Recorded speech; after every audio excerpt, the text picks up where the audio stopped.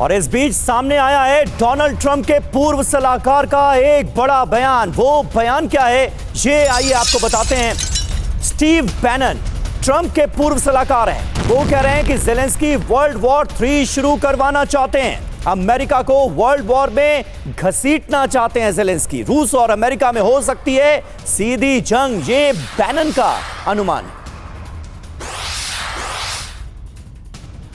सवाल यही है कि क्या तीसरा विश्व युद्ध यानी वर्ल्ड वॉर 3 होकर रहेगा।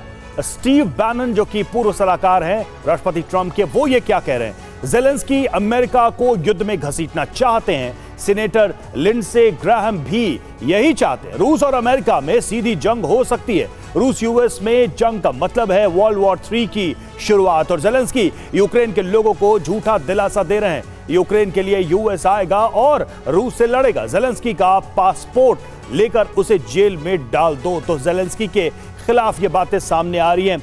ओपी तिवारी सर, ये जो बयान है या जो एक असेसमेंट है ज़ेलेंस्की के इंटेंशन को लेकर, उसे आप कैसे देखते हैं? और ये क्या आपको बड़ा अजीब नहीं लगता कि ज़ेलेंस्की भी कहते हैं कि अमेरिका को बता के रूस पे हमला किया, और फिर ट्रंप कहते हैं कि जी रूस ने हमें बता दिया है कि हमला करेगा? मतलब सभी लोग ट्रंप को बता के हमले कर रहे हैं। रवि, ये जो जिस तरीके से कन्फ्यूजन क्रिएट कर रहा है, जैसे उन्होंने कहा कि ज़ेलेंस्की चाहते हैं, ज़ेलेंस्की का तो मतलब और वो मेन उद्देश्य उसका हमेशा ही रहा है कि जितनी जल्दी नाटो इन्वॉल्व हो जाए इस वॉर में, ताकि यूक्रेन का नुकसान कम हो। अभी छोटे मोटे हेल्प में डिपेंड करता है और क्या कर रहा है। तो इसका जो बिल्कुल सहमत हूँ, जो ट्रंप के सलाहकार ने बताया कि ज़ेलेंस्की यही चाहते हैं, और कभी कभी बार बार ब्लेम कर दे रहा है कि हमने इस, जैसे आप बता रहे हो कि हमने हेल्प कर लिया, ये कर लिया। लेकिन अमेरिका और रशिया दोनों बेवकूफ़ नहीं है, आपस में नहीं लड़ेंगे। एक जब बात हुई थी 1960 की क्यूबन क्राइसिस हुई थी, वो देखा था, वो एपिसोड देख चुके थे। उसके बाद से दोनों देश बड़े काफ़ी समझदारी से आपस में टकराने की कोशिश कभी भी नहीं करेंगे।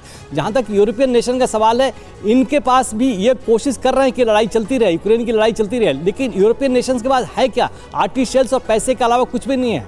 जहाँ तक इंटेलिजेंस का सवाल है, जहाँ तक एयर डिफेंस का सवाल है, अमेरिका के ऊपर निर्भर रहना पड़ेगा।